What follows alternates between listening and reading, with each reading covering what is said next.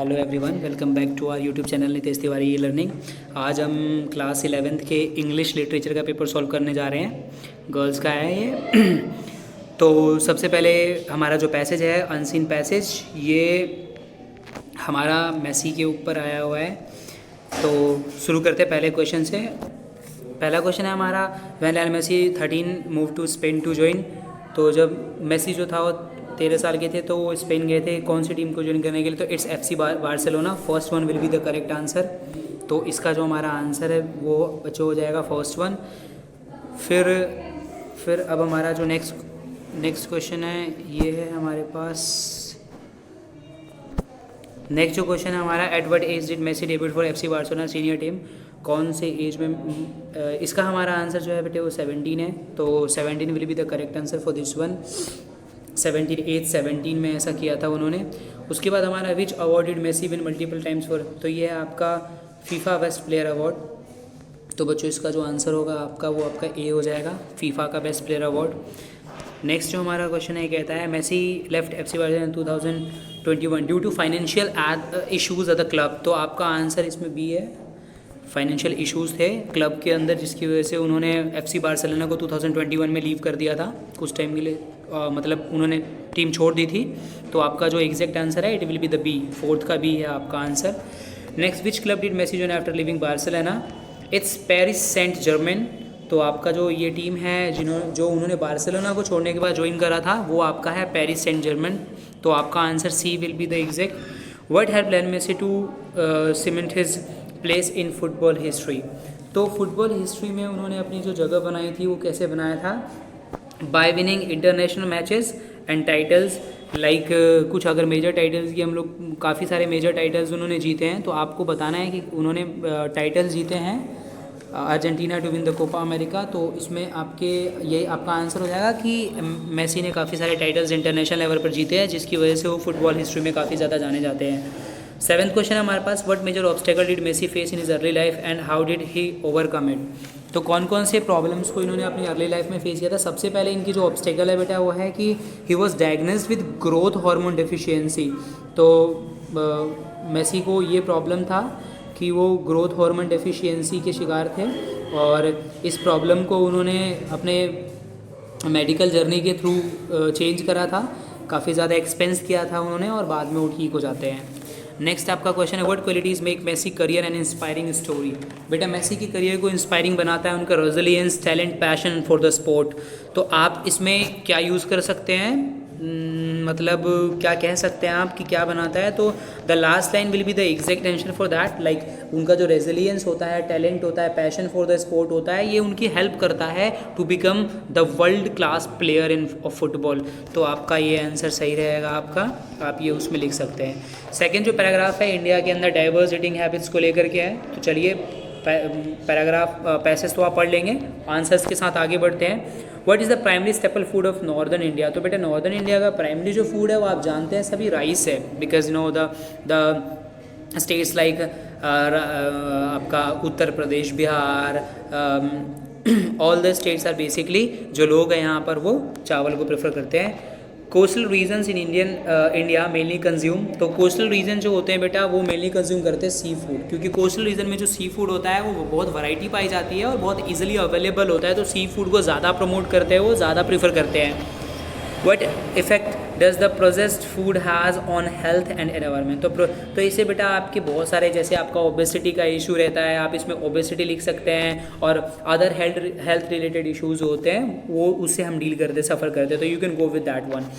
Fourth हमारा dash is primary the basis of rural diets in India. तो इसमें आपका आ जाएगा जो रूरल डाइट का प्राइमरी है प्लांट बेस्ड डाइट है बेटा। तो आप फोर्थ में प्लांट बेस्ड डाइट लिखेंगे। What does the recent study show in regard the effect of contrast of eating habits in the तो eating habit in urban and rural। तो बेटी देखिए आपका जो रूरल एरिया है वहाँ पर वो चीज़ों को बहुत ही नेचुरली और बहुत ही क्लीन और बहुत ही अपने नेचुरल वे में खाना पसंद करते हैं, जबकि जो अर्बन एरियाज़ रहते हैं वो बहुत ज़्यादा फ्राइड एंड अदर सब, जिसमें कि आपका इसमें ओबेसिटी की प्रॉब्लम ज़्यादा होने के चांसेस रहते हैं और वो अनहेल्दी भी बहुत ज़्यादा होता है। तो आप ये लिख सकते हैं, with ever evolving Indian eating habits better than health subject can be attend by balancing traditional diet. अगर आप ट्रेडिशनल डाइट को मेंटेन करते हैं, बैलेंस करते हैं, जो प्रोसेस रहता है मॉर्निंग में, जैसे जिस तरीके से ब्रेकफास्ट होना चाहिए, लाइट होना चाहिए, फिर आपका दोपहर में हैवी हो सकता है और रात को फिर आपको लाइट खाना खाना चाहिए। तो जो हमारा ट्रेडिशनल बैलेंस डाइट है ना, आपका इसका एग्जैक्ट आंसर है बैलेंसिंग ट्रेडिशनल डाइट्स। नाउ अब आप देखिए बेटा, आपको नोट मेकिंग खुद करना पड़ेगा और हम राइटिंग सेक्शन में चलते हैं। By the time we arrived the movie और स्टार्टेड ऑलरेडी, तो आपका इसमें स्टार्टेड आएगा, वर्ब का सेकंड फॉर्म यूज़ करना है आपको। She dash the piano every day for the last 2 weeks to prepare for recital, तो शी प्रैक्टिस्ड पियानो, ठीक है बेटा, प्रैक्टिस्ड आएगा।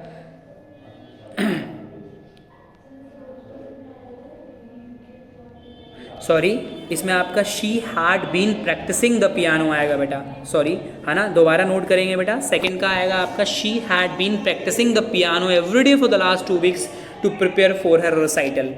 While he dash the book he realise while he was reading, तो बेटा आपका इसमें वॉज और फिर ING आपका आ जाएगा, ये आपका पास्ट कॉन्टिन्यूअस टेंस रहेगा, while he was reading the book, ठीक है बेटा।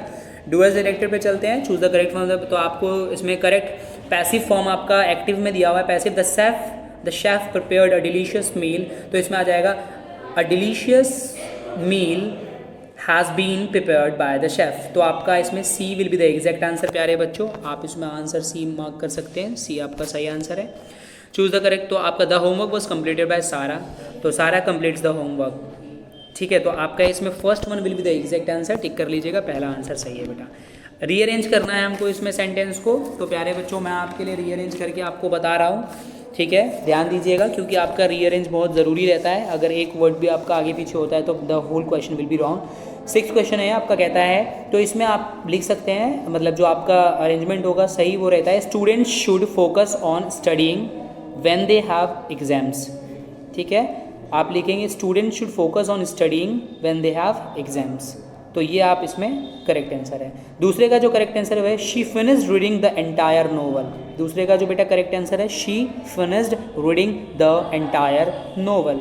तीसरे का आपका आंसर है it seems common that the sparrows has disappeared from the city house, कि शहर के घरों से स्पैरोज डिसअपियर हो गए, बहुत कॉमन है, तो it seems common that the sparrows has disappeared from city house.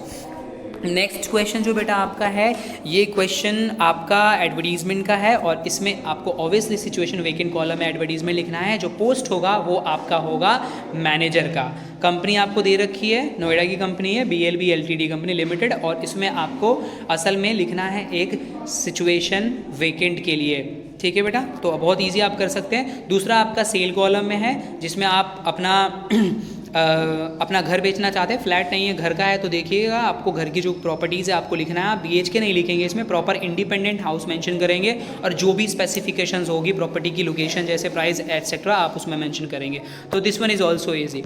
ना आगे बढ़ते हैं, 7th क्वेश्चन हमारा, दोनों में से एक अटेम्प्ट करना है। पोस्टर है, पहला वाला जो पोस्टर है बच्चे हमारे पास है, ये पोस्टर बताता है कि किस तरीके से हम सिटीज़ में जो पॉल्यूशन की प्रॉब्लम है उसको टैकल कर सकते हैं। तो कौन कौन से स्टेप्स हो सकते हैं उसको लेकर के हमें पोस्टर बनाना है, जैसे कि घर में रहना, मास्क को पहनना, ठीक है, और किस तरीके से प्योरीफायर का यूज़ करना, एक अच्छा डाइट मेंटेन करना, तो इसको लेकर के आपको पोस्टर बनाना है और आपको कुछ proper kind of slogan mention करना है ना, कि किस तरीके से हम पॉल्यूशंस को फाइट कर सकते हैं रूरल एरियाज़ में, सॉरी अर्बन एरियाज़ में। Design a poster to promote upcoming annual school fair, ठीक है, आपके स्कूल में आपका एनुअल स्कूल फेयर होने वाला है, तो बेटा स्कूल फेयर तो आप समझते ही हैं, किस तरीके से उसमें उसकी टाइम वेन्यू वगैरह बताते हुए आपको एक पोस्टर बनाना है, आपको प्रमोट करना है आपके स्कूल में होने वाले फंक्शन एनुअल स्कूल फेयर को। चलिए बेटा नेक्स्ट देखते हैं, हमारा स्पीच है, साइबर बुलिंग पे स्पीच है बेटा, किस तरीके से आज ऑनलाइन बुली होता है, या आप किस तरीके से लोग एक दूसरे को परेशान करते हैं ऑनलाइन, ये चीज़ें बहुत ज़्यादा बढ़ गई है। तो आपको मॉर्निंग असेंबली में स्पीच देना है, आप बिल्कुल फिक्स लाइन के साथ स्टार्ट कर सकते हैं ना, good morning teachers, principal and my dear friends all करके, तो ये आपका ईजी रहेगा। साइबर बुलिंग पर है, मतलब ऑनलाइन होने वाला जो परेशानी जिससे हम लोगों को बुली करते हैं, परेशान करते हैं, जैसे आपको अभी रिसेंट केस तो याद होगा किस तरीके से बैन चल रहा है, प्रॉब्लम चल रही है। चलिए बेटा अगला जो हमारे पास क्वेश्चन है वो है right a speech on the following topic. इनमें से किसी एक टॉपिक पर हमें स्पीच लिखना है, ठीक है। तो इसमें है फॉलोइंग वंस ड्रीम। तो बेटा हमें लिखना है कि किस तरीके से एक इंसान अपने ड्रीम को फॉलो कर सकता है। जैसे हमें पहले हमें अपने इम्पोर्टेंस को सेट करना है कि हम चाहते क्या है, फिर कैसे प्रॉब्लम्स को, ऑब्स्टेकल्स को ओवरकम करना है, फिर मोटिवेटेड कैसे रहना है, कौन कौन से स्टेप्स होने चाहिए जिससे हम उस गोल को अचीव कर सकते हैं। तो यही आपका मेन रह जाएगा बेटा, इसका आपको आंसर में यही चीज़ लिखना है आपको, ठीक है। अगला हमारे पास है प्यारे बच्चों, यू विश टू पार्टिसिपेट, ये इंटर स्कूल डिबेट कॉम्पिटिशन है प्यारे बच्चों। और यहाँ पर जो आपका क्वेश्चन है कि क्या क्लासरूम में मोबाइल अलाउ होना चाहिए एजुकेशन पर्पज़ के लिए स्टूडेंट्स को और नॉट। तो आप अगेंस्ट, देखिए बेटा दोनों नहीं लिखना अगेंस्ट और फेवर में, या तो आपको अगेंस्ट लिखना है या तो आपको फेवर में लिखना है, दोनों में से किसी एक में लिखना है आपको, दोनों में से आप किसी एक में लिखेंगे। हेलो, तो बेटा जो रिपोर्ट का आपका दूसरा पार्ट है इसमें आपको बताना है टॉपिक जो है, सॉरी डिबेट का आपका जो दूसरा पार्ट है, शुड प्लास्टिक भी कम्प्लीटली बैंड, क्या प्लास्टिक पूरी तरह से बैन होना चाहिए और नहीं होना चाहिए। बेटा मैं एक बात फिर बता दूं, आपको या तो फेवर में लिखना रहता है या तो आपको अगेंस्ट में लिखना रहता है। आप देखेंगे फेवर में भी आपको कुछ पॉइंट्स दिए हुए हैं जिसको यूज़ करके आप अपने रिपोर्ट को लिख सकते हैं, और आपको अगेंस्ट में भी कुछ पॉइंट्स दिए हुए हैं। You can use these points to write down your point of view about the topic.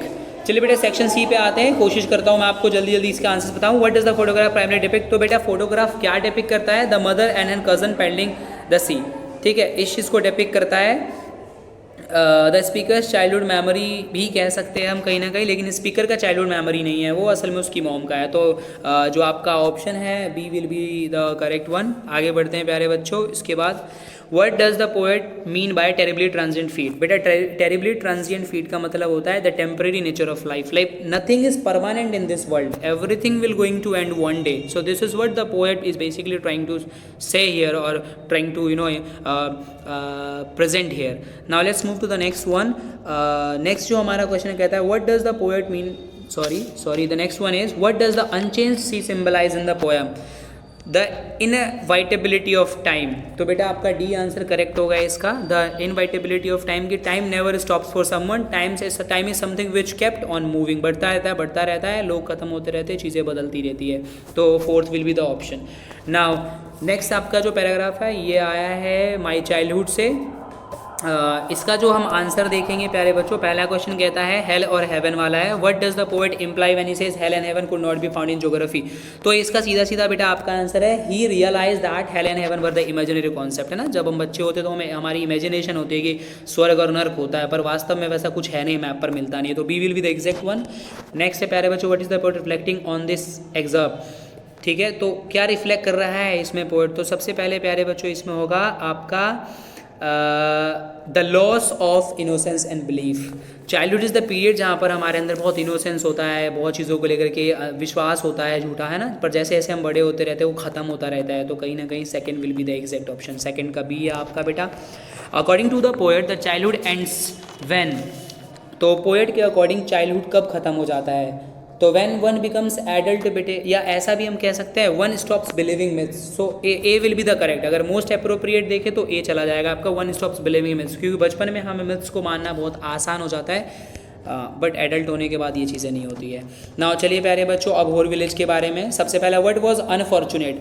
बेटा आप अनफॉर्चुनेट में क्या लिखेंगे मैं आपको बताता हूँ कि जो होर विलेज थी जब वो गया था वहाँ पर, तो उसकी कंडीशन बहुत ज़्यादा ख़राब था, जैसे रॉक्स था, लिबरल स्कैटर्ड विद ईयर्स, ठीक है। और वहाँ पर जो गार्बेज वगैरह होते हैं, जो टूरिस्ट होते हैं वो काफ़ी ज़्यादा स्प्रेड करते हैं। इन्हीं सब चीज़ों को लेकर के कहीं ना कहीं यही सारी चीज़ें वहाँ पर बहुत परेशान करती है। तो पहले का आंसर जो आपका रहेगा, वहाँ पर जो डस्ट है या वहाँ पर प्लास्टिक की चीज़ें हैं, गार्बेज है, जो उसकी नेचुरल ब्यूटी को कहीं ना कहीं वैनिश कर रहा होता है। What do you mean by the word wan. इसका मतलब बेटा वर्शिप्ड है ना। ये नदी को लेकर के बात की जा रही है, जो आपका मानसरोवर लेके कि किस तरीके से उसे बहुत समय से पूजा जा रहा है। तो आपका भी सही आंसर रहेगा इसके लिए। उसके बाद है हिंदू एंड बुद्धिस्ट कॉस्मोलॉजी में Mansarovar is an important mount Kailash. तो मानसरोवर माउंट कैलाश के लिए because it is the source of 4 great reverse. इसका रीज़न ये है प्यारे बच्चों, क्योंकि जो माउंट कैलाश रहता है वो 4 मानसरोवर लेक के पास से 4 बहुत महान नदी निकलती है, आपको पता है ना, इंडस रिवर है आपका, ब्रह्मपुत्र है आपका, ठीक है। तो इस तरीके से इसलिए वो बहुत ही एक इम्पोर्टेंट प्लेस माना जाता है। नेक्स्ट आपका प्रोफेसर गायतोंडे से है, what was surprising about the Bombay the professor Gaitonde finding sir. तो बेटा इसका जो आपका आंसर आएगा कि क्या ऐसा उनको दिखता है जिससे बहुत सारी चीज़ें मतलब बहुत वो कहीं ना कहीं सरप्राइज हो जाते हैं चीज़ों को देख करके। तो इसका आपका है